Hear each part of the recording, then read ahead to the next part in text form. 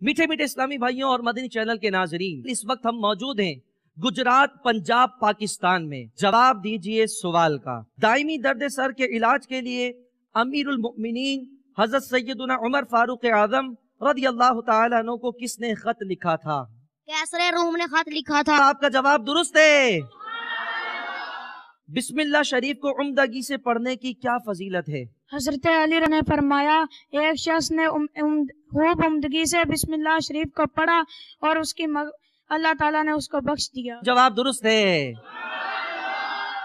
کھانا کھاتے وقت کس طرح بیٹھنا سنت ہے؟ کھانا کھانے وقت بیٹھنے میں سے ایک سنت طریقہ یہ ہے کہ دایاں گھٹنا اٹھا کر بایاں بچھا کر بیٹھ کر کھانا کھانا سنت۔ آپ کا جواب درست ہے۔ حضرت سیدنا عروہ رضی اللہ تعالیٰ عنہ کے بیٹے کا نام بتائیں۔ محمد بن عروہ تھا۔ آپ کا جواب بھی درست ہے۔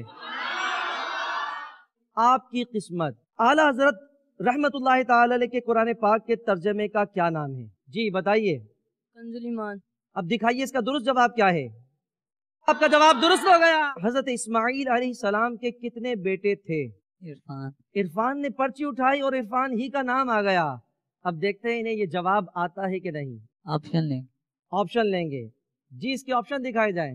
پہلا آپشن ہے 12، دوسرا آپشن ہے 11، تیسرا آپشن ہے 10۔ اس کا درست جواب تھا 12۔ تو مبارک ہو عثمان اتاری، آپ کو آپ ٹاپ اسکورر رہے اور آپ باب المدینہ کراچی جا رہے ہیں۔ حسن رضا آپ کو بھی مبارک ہو، آپ بھی باب المدینہ کراچی آ رہے ہیں۔ اسامہ، جاذب اور احمد رضا، ان کے درمیان اب قرآن اندازی ہوگی۔ اس قرآن اندازی میں سے ایک کا نام وہ ہوگا جو باب المدینہ کراچی جائے گا۔ جاذب اتاری کا، اور یہ جا رہے ہیں باب المدینہ کراچی۔